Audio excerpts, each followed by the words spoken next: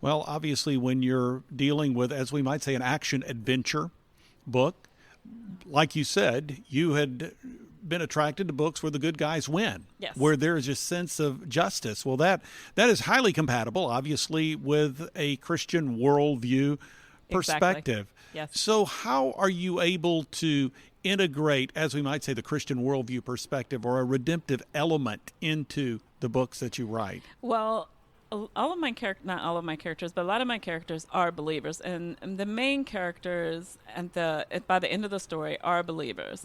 Now, that doesn't mean to say they don't have struggles, they don't have questions and doubts like we all have. I try to create them as humanly possible, as human as possible, and show all different sides of what a real person would be, the characterization of aspect of this.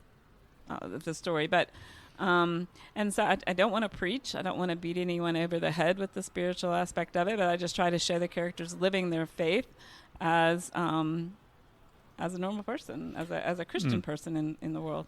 Well, in the book Life Flight, you introduce readers to a helicopter pilot named Penny Carlton.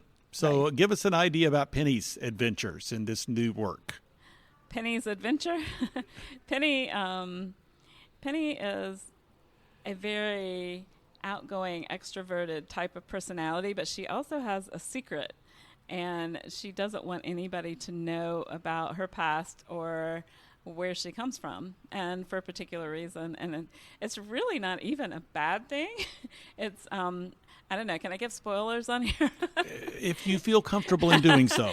Her mother is a famous actress, and so she doesn't want anybody to know that. And so, but it comes out pretty much in the beginning of the book, and it kind of trails her through the book, causing her problems along the way. But she's also very determined to do the right thing. She wants to see, she wants to see justice. When she crashes her helicopter on a mountain with a serial killer, she's determined that the people that she's with, which are the other two medical personnel, and then the patient, the 15-year-old patient, she's determined that she's going to do whatever it takes to make sure that they get back safe.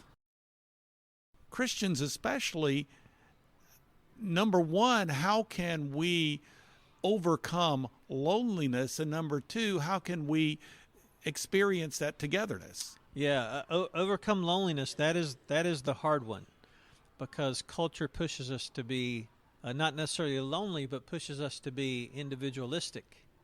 And, we do some work in the Dominican Republic, and it's amazing the culture, the difference in the cultures.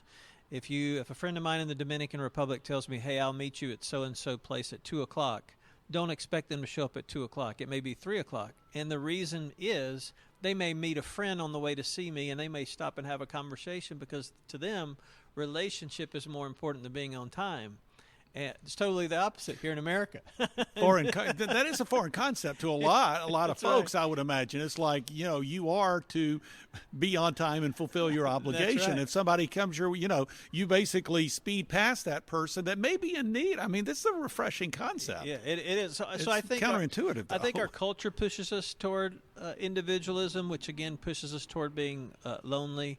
I think the fast-paced society that we live in here in America pushes us to that. So I think as far as overcoming loneliness, we just kind of have to stop and realize that culture is pushing us towards loneliness, even though we don't realize it. The second part of your question, really realizing the power of togetherness, I mean, it's a lot like even what we're talking about with being married.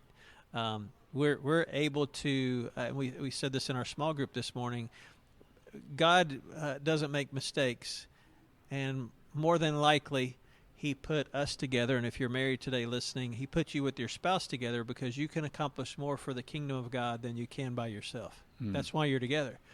And the reason we've gone through some very difficult times in 25 years is because, and we've gotten through them to the other side, is because we have remembered there is an eternal kingdom impact. Here's why we're together.